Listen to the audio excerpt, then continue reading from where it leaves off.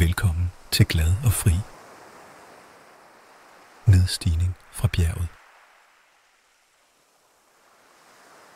Når du lytter til denne søvnmeditation, vil du roligt og blidt tage på en lille rejse nedad. Nedad mod hvile og ro, indtil du opnår en følelse af dyb afslapning.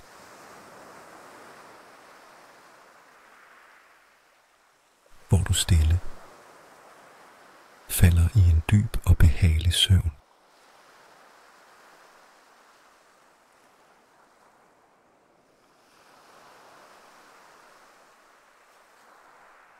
Lad os starte med at finde ro i kroppen.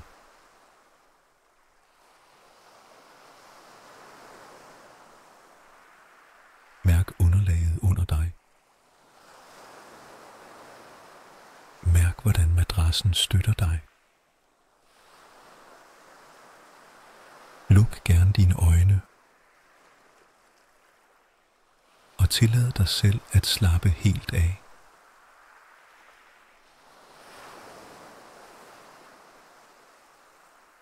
Det er nu slutningen af dagen. Du har måske haft travlt. Måske er der ting, du ikke nåede at få gjort.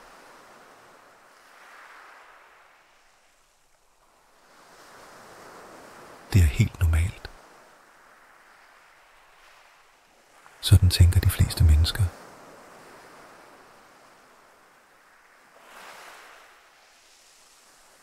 Der kan dukke mange andre tanker op for dit indre.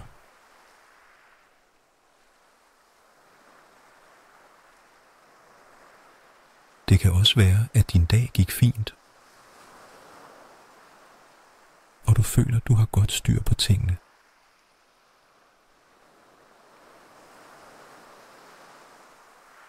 Hvordan din dag end er gået, så betyder det ingenting nu. Det er alt sammen ligegyldigt nu. Du kan bare give slip på det hele. For lige nu behøver du kun at indstille dig på at sove.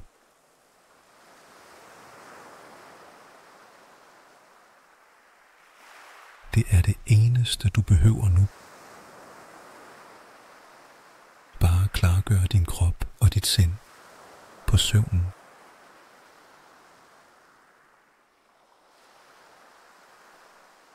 Læg mærke til dine skuldre. Lad dem falde en smule ned. Mærk dine hænder. Mærk dine ben. Mærk hele kroppen.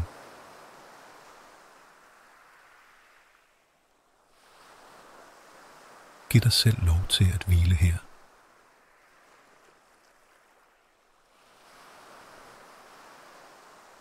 Tag en langsom indånding.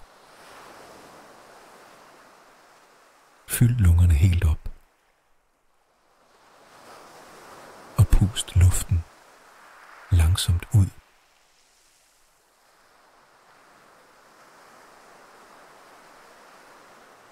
Mærk, hvordan kroppen giver slip.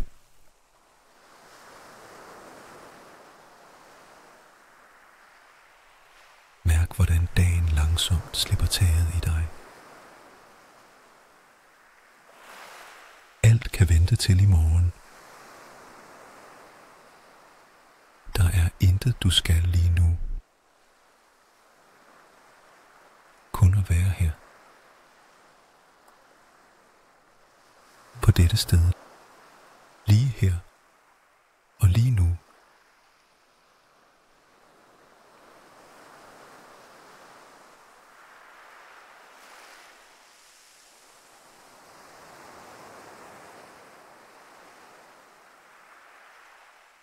Og nu, hvor du ligger afslappet her, vil vi sammen, lige så stille, starte på selve meditationen.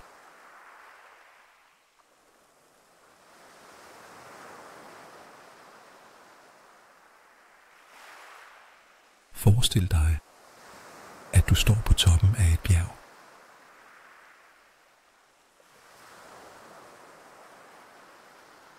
Luften er klar og kølig. Himlen er dyb og mørk, fyldt med blinkende stjerner. Månen hænger over dig, sender et blødt lys ned på stien foran dig.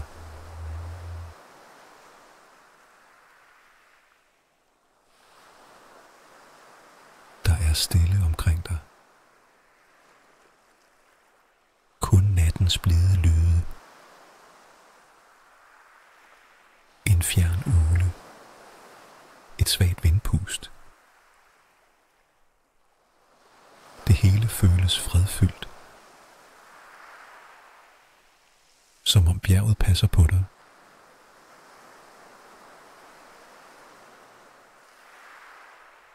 Du kigger ud over landskabet.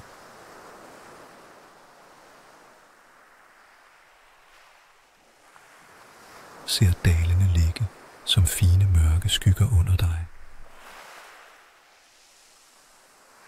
Ser en sti, der snor sig nedad. En rolig sti, som inviterer dig til at følge den. Men du skynder dig ikke.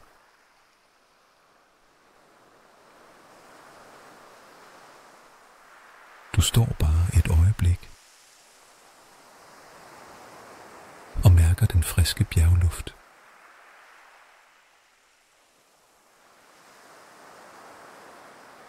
Fylder lungerne med den og giver slip igen.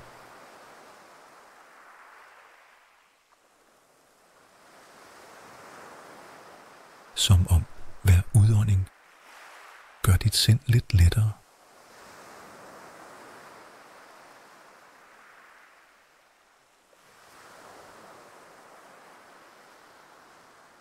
Forestil dig, at du rører ved jorden med hånden. Den er kølig og tør. Du mærker dig forbundet med bjerget. Som om det deler sin styrke med dig. Og samtidig tager dagens bekymringer fra dig.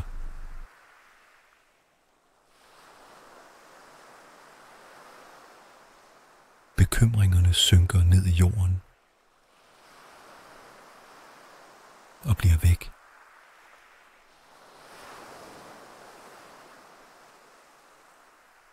Alt bliver stille indeni.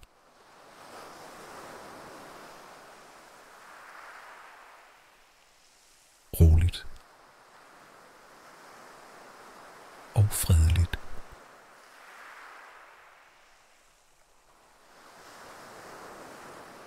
Månen står højt på himlen.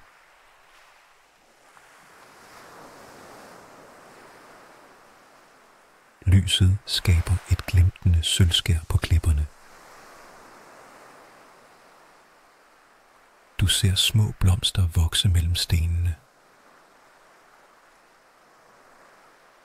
De nikker stille i vinden. Du kan mærke en let duft fra bjergurter.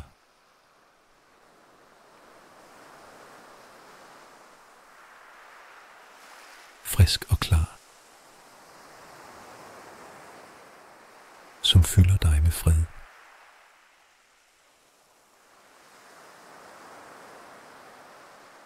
Du står her længe.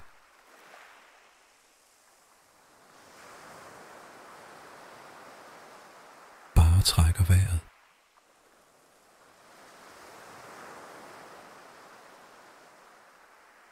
Bare lytter til nattens stille lyde. Mærker vinden kærtegne dit ansigt. Mærker kroppen blive tungere.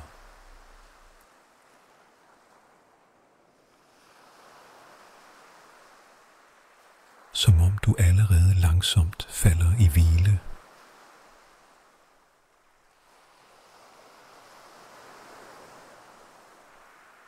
Du ved, at du snart vil begynde din rejse nedad. Men der er ingen hast.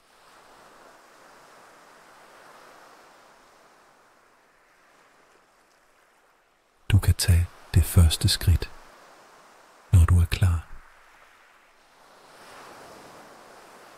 Lige nu er du bare her, på bjergtoppen, hvor alt er stille. Alt er trygt, og du kan give slip. Slip på det hele.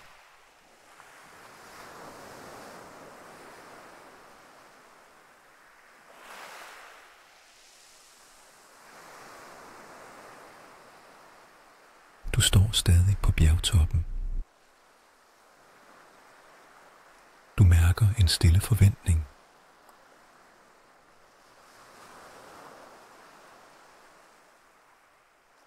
Som om natten inviterer dig til at tage det første skridt. Du kigger mod stien. Den ligger fredeligt foran dig. Oplyst af månens bløde lys.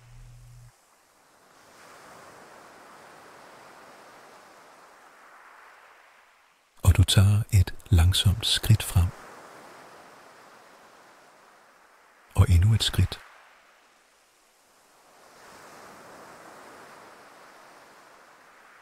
Og mærker, hvordan kroppen føles lidt tungere for hvert skridt. Mere afslappet. Mere rolig.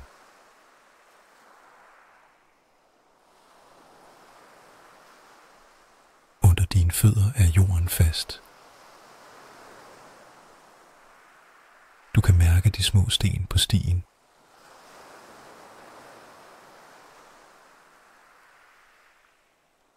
Du kan høre den svage lyd af grus, der flytter sig. Hver lyd føles blød og dæmpet.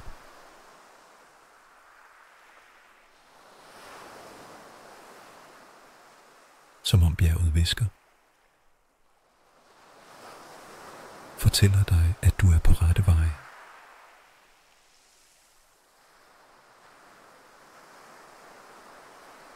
Du fortsætter nedad.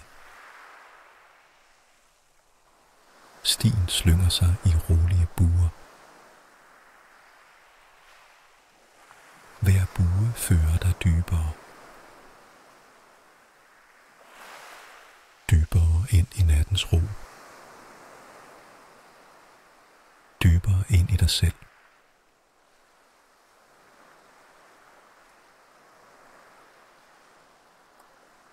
Som om hver sving tager et lag af dagens tanker med sig.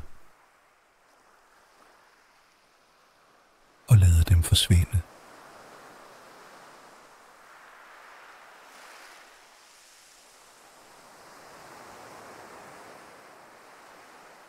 Forestil dig duften i luften. En blanding af kølig bjergluft og fugtig jord. Du kan næsten smage den friske luft. Hver indånding gør dig roligere.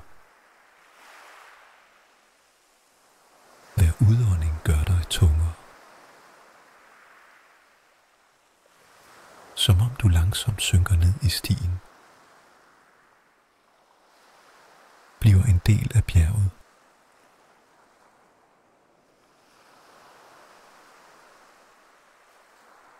Du ser små blomster i kanten af stien. Deres farver dæmpede i månelyset. De står stille. Nikker måske lidt i vinden. Du lægger mærke til hvert lille blad. Hver lille detalje. Som om tiden går langsommere her.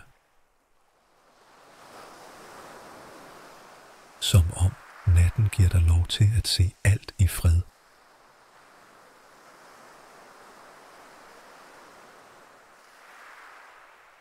Du kommer til et lille plateau. Du stopper et øjeblik og kigger ud over landskabet. Du kan se stien, der fortsætter nedad. Du kan se skovens mørke silhuet længere nede. Du kan mærke en stille glæde over, at du er på vej. På vej mod hvile. På vej mod søvnen.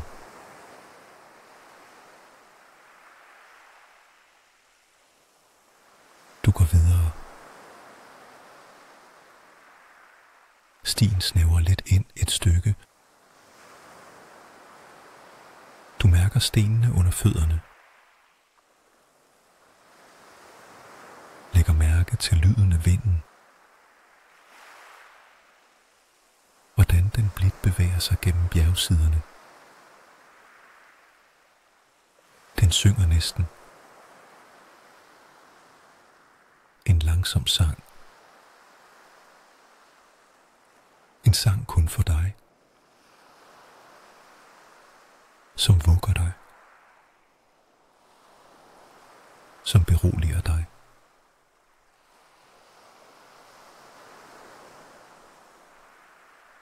Hvert skridt bliver tungere. Men på en behagelig måde.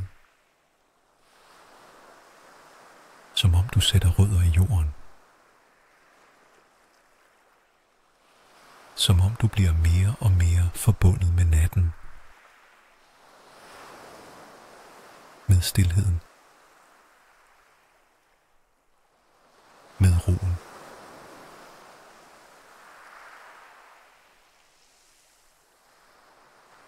Snart ser du små lys længere nede. Som små lanterner. En landsby, der venter. Men endnu er du stadig på bjerget. Du går lidt længere. Og mærker, hvordan kroppen bliver blødere.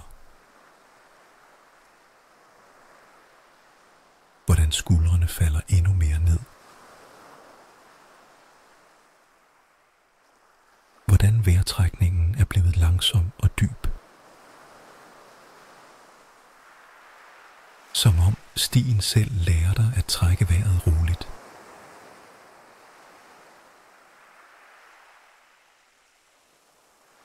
Du mærker et stille smil indeni. En følelse af at være på rette vej.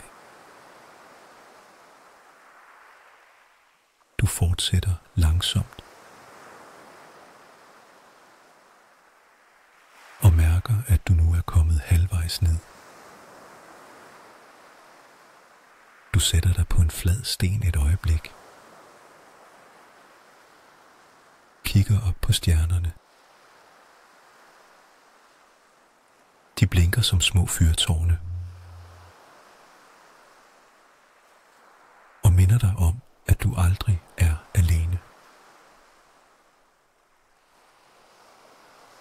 Natten passer på dig. Stien passer på dig. Og du kan give slip lidt mere.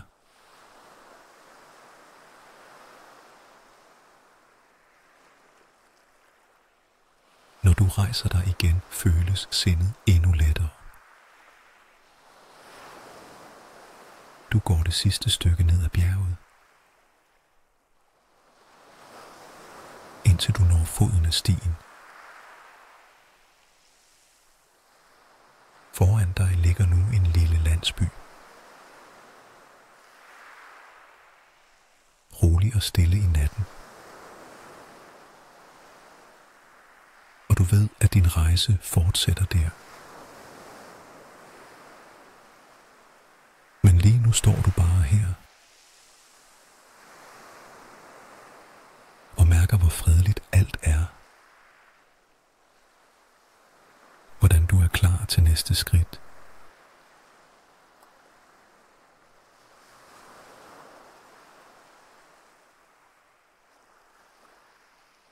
Du står nu ved foden af bjerget.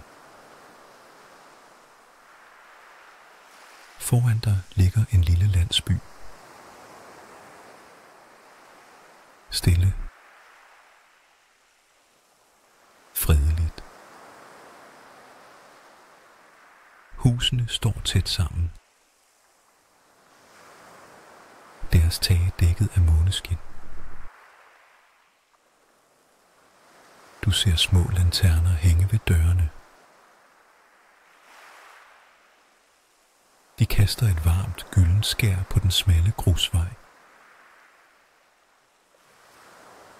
Luften dufter af brænde. Af frisk bagt brød. Af noget trygt og hjemligt. Du tager et skridt ind i landsbyen. Hører den svage knasen fra gruset under dine fødder. Lyden blander sig med nattens stilhed. Og bliver næsten som en rytme. En blid musik.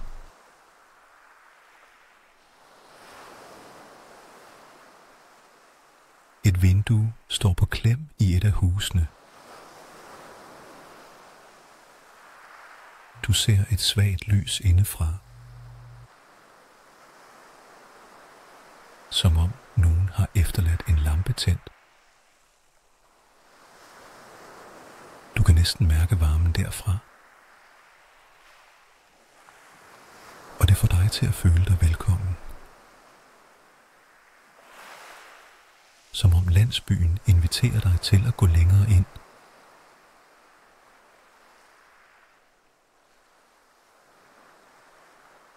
Du passerer en lille brønd midt på torvet.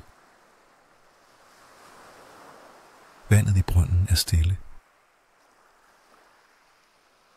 Reflekterer månen som et blankt spejl.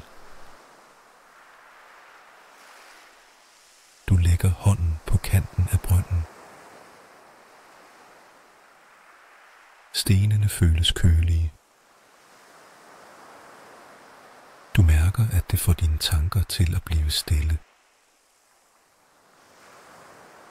Som om roen fra vandet spreder sig i dig. Og alt indeni falder til hvile.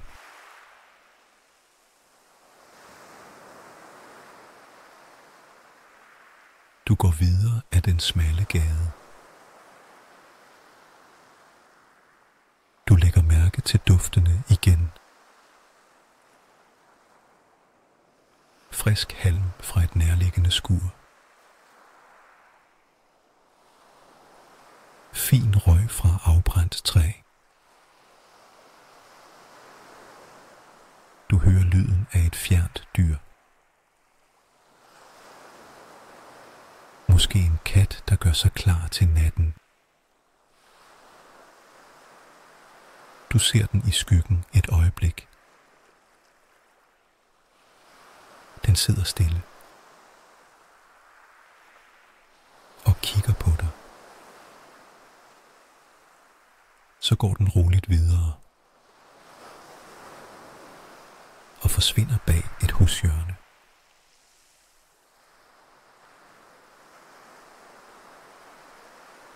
Du mærker gruset under dine fødder bliver blødere. Som om vejen bliver mere jordagtig. Som om du nærmer dig landsbyens udkant. Du går forbi det sidste hus og mærker, hvordan luften ændrer sig. Den bliver køligere, mere fugtig, som om den bringer duften af skov med sig. Af mos i skovbunden, af træer med dybe rødder.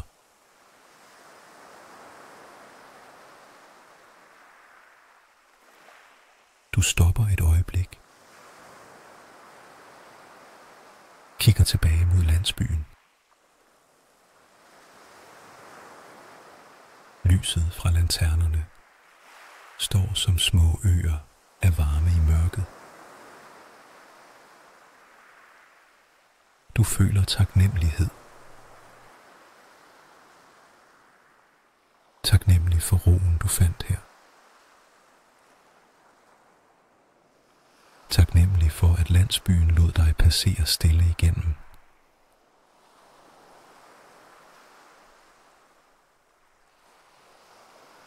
Du vender dig mod skovbrynet og kan nu se stien, der fører ind mellem træerne. Den er mørk, men slet ikke truende. Den virker indbydende og venlig, som om den venter på dig.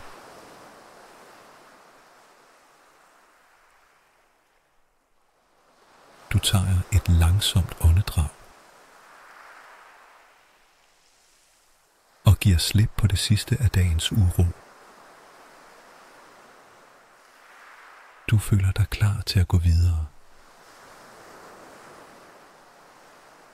Klar til at træde ind i skoven, hvor mørket er dybere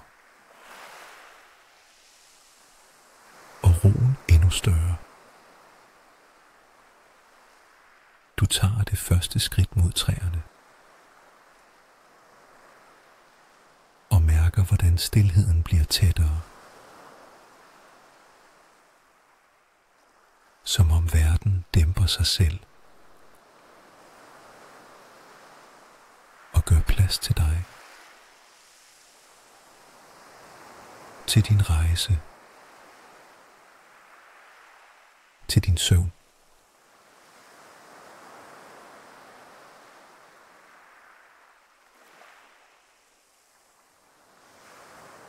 Du står nu ved skovbrynet.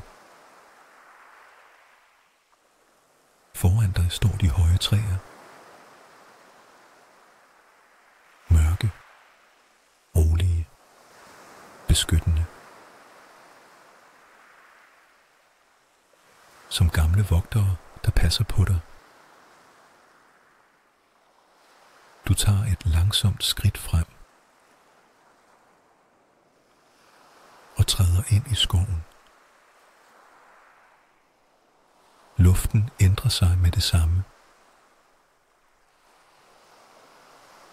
Den bliver køligere, fyldt med duften af fugtig jord, af træernes bark. En duft, der føles ren og dyb. Som om den vasker dagen væk.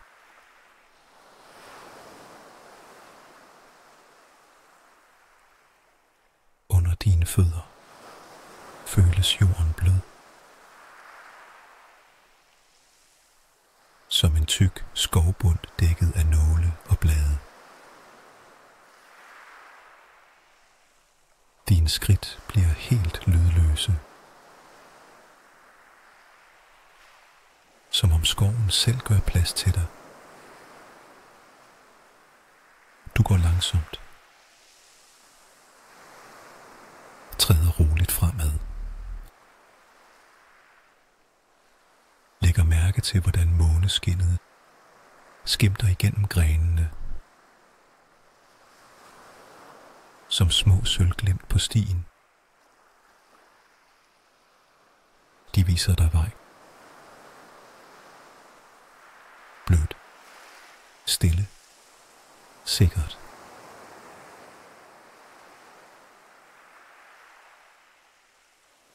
Du hører en lille lyd et sted i mørket. Måske et pindsvin, der rasler i bladene. Eller en lille natfugl, der flyver fra gren til gren. Lydene føles beroligende.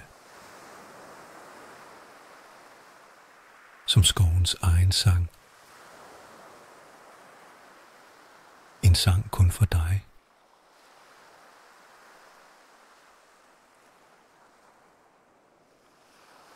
Du kommer til et sted, hvor stien er dækket fint af mos. Så blødt, at det næsten føles som at gå på et tæppe. Det er dejligt at gå her. Som om jorden løfter dig blidt. Du mærker, hvordan dine ben føles tunge. På den gode måde. Som om de falder til ro. Som om hele kroppen finder sin rytme. Din vejrtrækning er dyb og langsom. Rolig. Fredfyldt.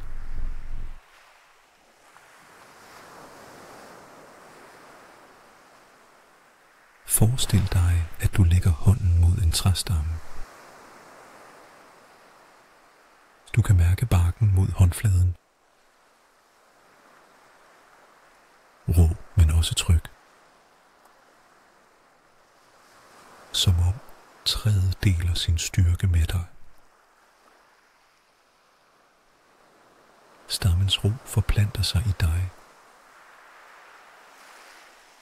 Gør dine tanker langsommere. Gør dit hjerte roligt.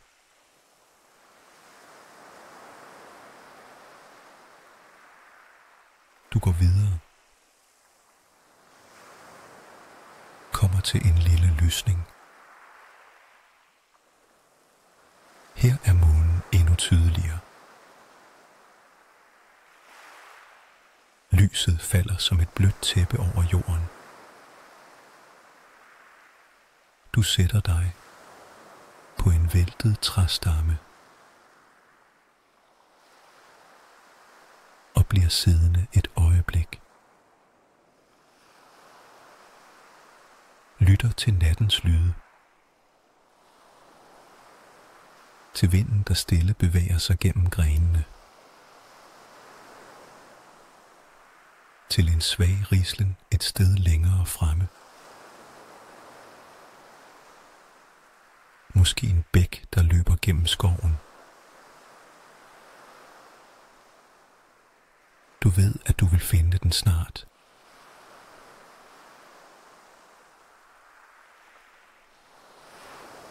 Du står et øjeblik og bare fornemmer din krop.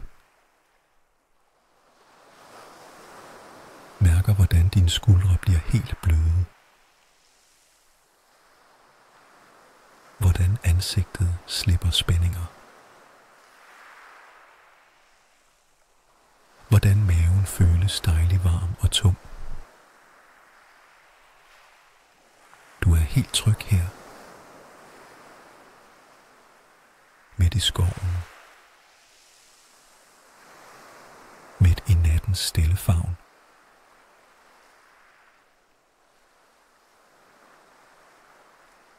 Når du åbner øjnene igen, føles alt endnu mere stille. Som om skoven selv har trukket vejret dybt. Og er faldet til ro sammen med dig.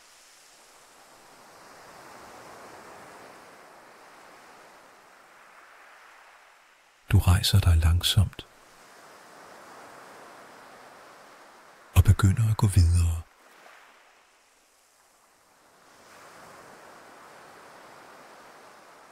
Hvert skridt fører dig dybere ind. Dybere ind i natten. Dybere ind i søvnen.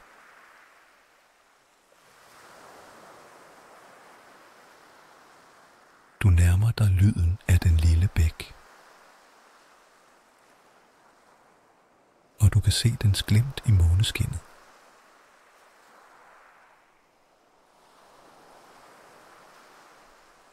Det bliver næste stop på din rejse. Men lige nu går du roligt. Med blikket rettet fremad. Og med sindet fuld af ro og stilhed.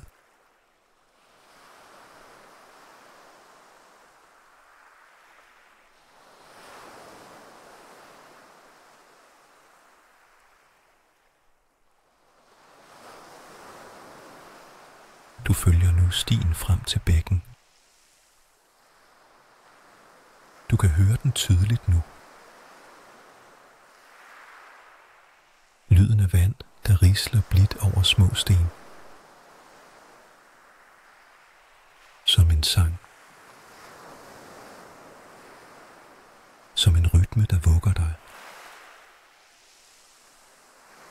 Du sætter dig på bredden. Mærker det bløde græs under dig. Du lytter til vandets bevægelse. Til nattens rolige lyde omkring dig. Til din egen vejrtrækning. Langsomt ind.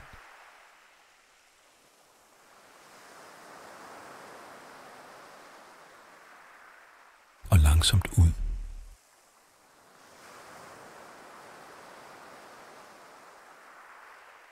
Ind. Og ud.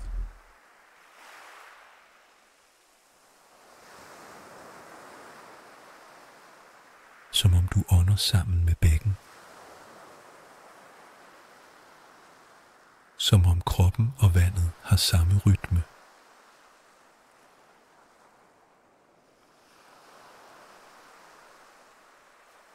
Du læner dig tilbage. Kigger op på himlen. Stjernerne blinker stille. Månen spejler sig i vandet. Og det føles som om himlen ligger lige foran dig. Som om du kunne række hånden frem og røre ved den.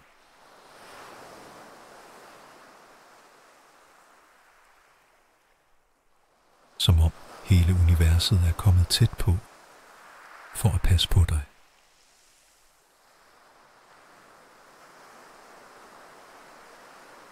Du mærker, hvordan kroppen bliver endnu tungere. Hvordan hver muskel giver slip. Hvordan dit sind bliver stille. Som en sø, der falder helt til ro. Ingen krusninger. Kun stille ro.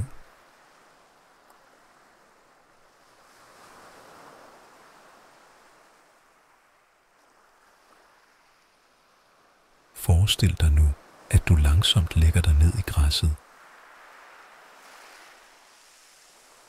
Du kan mærke den bløde jord under dig. Som en seng, der bærer dig. Du hører stadig bækken risle.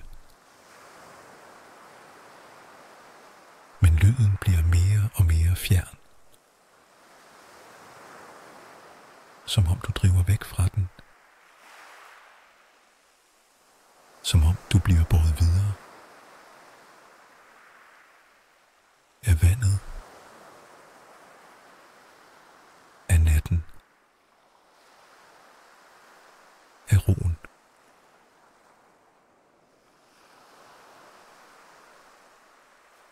Du mærker, at du bliver lettere. Som om kroppen svæver en smule. Som om du flyder på en blød strøm. Du driver langsomt frem. Langsomt uden hast. Du ser lysglimt fra månen danse på vandoverfladen. Som små lanterner, der guider dig. Som små drømme, der venter på at blive til.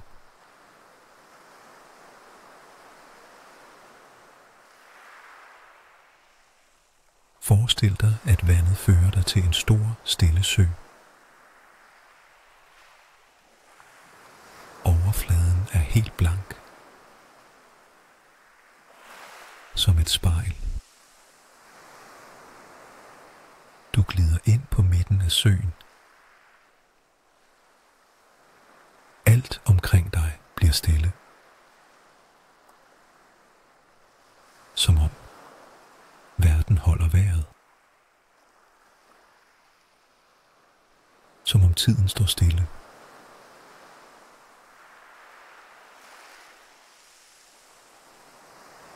Du mærker, hvordan dit sind bliver helt roligt.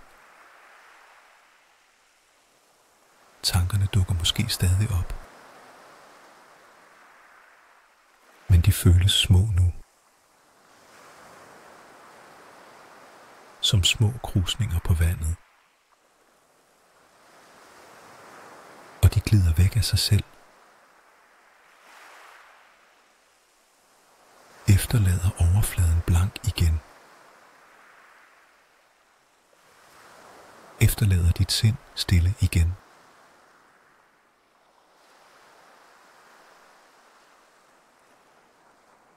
Du mærker en mild træthed brede sig i kroppen. En behagelig, blød træthed. Som en invitation til at give helt slip.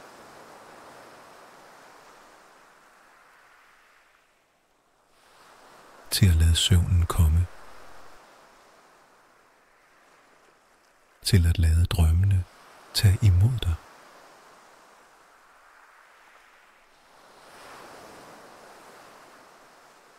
Forestil dig, at du flyder på ryggen på søens overflade.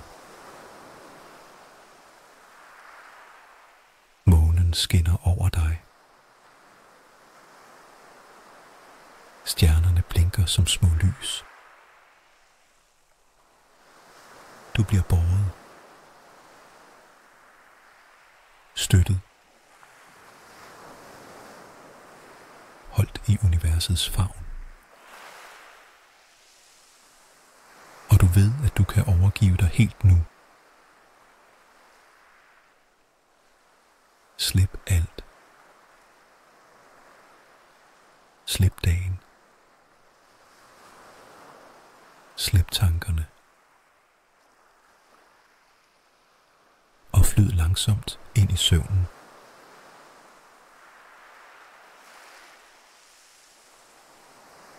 Du driver længere og længere væk.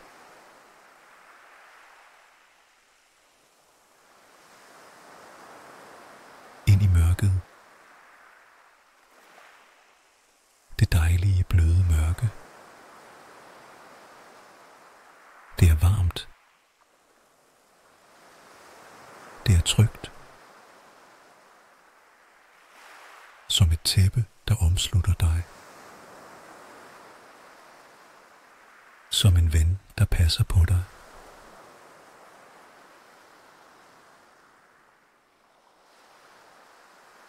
Nu er der kun dette øjeblik. Kun denne ro. Du mærker dine øjne blive tunge. Din krop helt stille.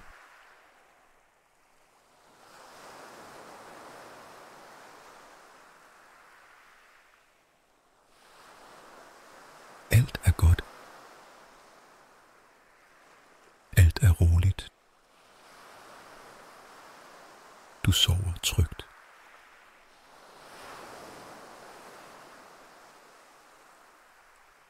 Du sover godt.